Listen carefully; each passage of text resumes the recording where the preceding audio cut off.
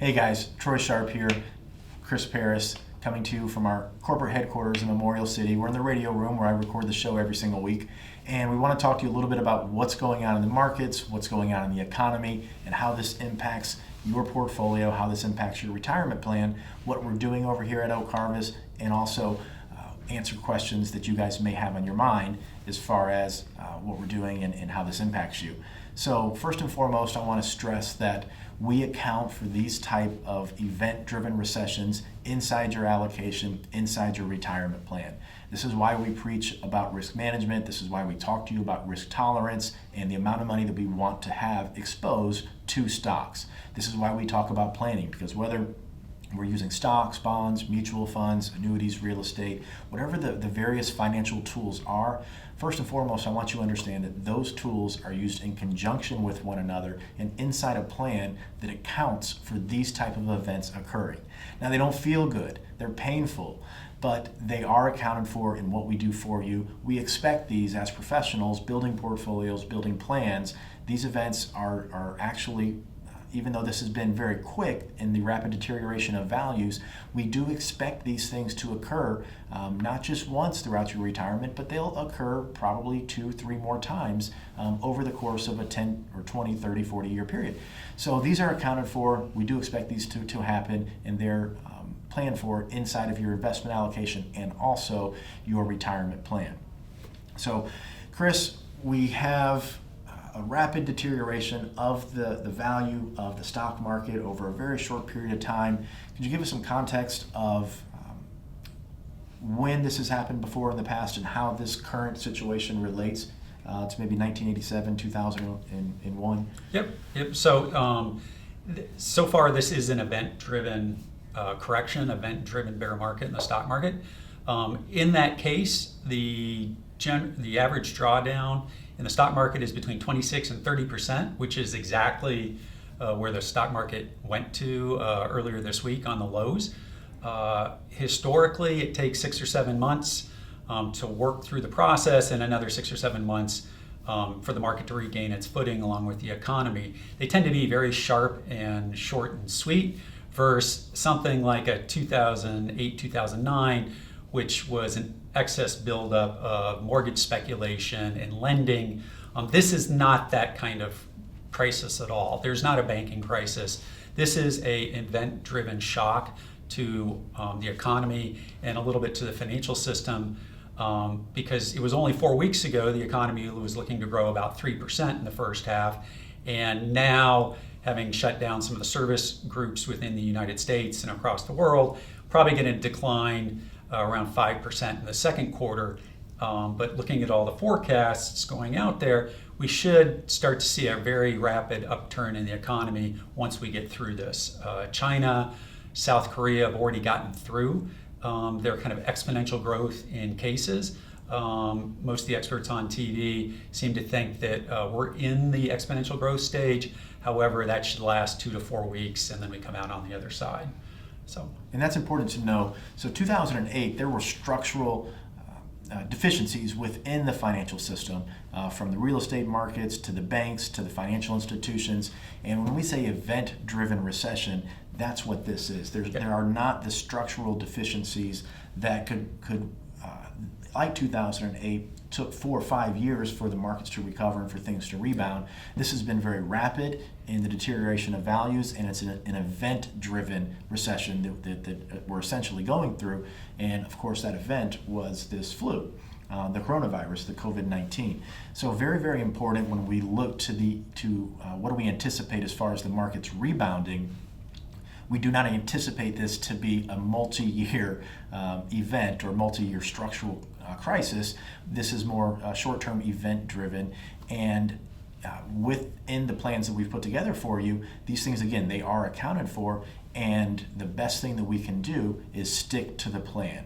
We should not worry too much about the ups and downs in the market, of course, on a daily basis. We talk about that all the time. It becomes more difficult from an emotional standpoint when we do see this rapid deterioration, but sticking to the plan is the number one thing and the very best thing that we can do to have long-term success.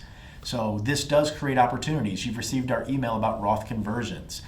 Doing Roth conversions when market prices are suppressed allows us the opportunity to move those funds from your tax-infested retirement accounts over to the tax-free Roth IRA. And then we'll pay taxes, income taxes, on the lower values. And when they get over to the Roth IRA and they rebound historically like the markets do, then all of that growth is tax-free. So one thing that we do ask people to believe is believe in the American economy, believe in the resilience of the American people, believe in capital markets. This is not the first time we've been through this. This will not be the last time that we go through something like this. But by sticking to the plan, by working with professionals to help build that plan and that investment allocation, we have accounted for these things in your retirement and in your investment allocation. So when we look now as far as the next 6 months, obviously things are starting to shut down here in Houston, across the country. What are we doing in the investment portfolios to make some adjustments based on this new economic situation? So the selling has been indiscriminate. It doesn't matter if you own stocks, it doesn't matter if you own bonds, commodities, energy, pretty much everything's been sold. And with that, we've decided to make some changes to the portfolios with regards to, we're taking some positions that were in international markets, and we're finding actually a lot of really good opportunities here domestically in both single stocks that 4 weeks ago were paying dividends that were 2%, now are 4 to 4.5%, and we're finding those opportunities. We're finding opportunities in some mutual funds that the dividend yield on the mutual fund, which is a broad base of stocks, or an ETF broad base of stocks, was 2% 4 weeks ago, is now 4.5%, 5%. We're finding those opportunities to help generate income going forward and to reinvest in those assets and compound your money over time through growth. And not only are we getting a lot higher dividend yields with some of these investments now, but the growth opportunity, obviously, with prices being depressed, not only are we seeing excellent opportunity for income generation, dividends, but we're investing in companies that have a long history of not just paying those dividends, but also increasing the amount of dividends that they pay each and every single year. This is a big part of our dividend strategy when we talk about Pillar 3 of the Core 4 dividend stocks. But also excellent growth opportunity as far as the price appreciation component of total return. Yes. And we preach risk management, and the reason we have emerging markets and international positions inside the portfolios currently is academically, when we look to diversify risk, that's tried and true practice of not only reducing risk, but providing higher expected returns. So we don't feel like we're going to sacrifice the risk management component, because a lot of these large companies that do pay these dividend stocks that we're going to be transitioning some of your money into have a lot of international product sales and businesses and involvement overseas, which still can give us some exposure to these international markets. Exactly. And I remind viewers that what we've gone through in the stock market right now, down 25% in a very short period of time, down almost 30, I think, at the lows. You can call it a bear market, you can call it a correction. It is recessionary in its nature, and we are going to have a recessionary type pullback in the economy over the next couple months, because what we're doing to combat this virus. However, your biggest returns compounded over time comes from every dollar that you invest during recessions, whether it was in 2008, 2009, whether it was in 2000, 2001, when it was after the 1987 crash in the stock market. Your highest percentage returns always come during recessions, because you hope to buy that asset at a reasonable price, and these things pass. It takes time. Sometimes it's 6 months, sometimes it's 18 months, sometimes it's a little longer. But those assets that you buy during economic downturns are the assets that will compound the most over time. And I had a conversation with a client last night that he said, Troy, he said, I made a mistake in 2008 when I sold everything and I got out of the market. He said, if I would have kept my money in, I'd have so much more today in that investment account. And that's so true. And this is why when these types of events occur, we're here as professionals to help guide you. You can rely on us. We're reaching out to you. We're talking to you. But keeping money in the market now and investing even more money if you have money available too, this is the period of time when you return the greatest amount on your money expected over many, many years. Pulling out now is the absolute worst thing you can do. It is destructive to your long-term financial well-being, and you'll miss out on all the returns that come when market corrections like this occur. Think back, 1987, 2001, the dot-com bubble, 2001 and 02, 2008. Investors that simply rode those occurrences out, whether they were event-driven or structural in nature, they stayed invested, if they stayed invested, and grew so much more wealth and were much more secure in the long term.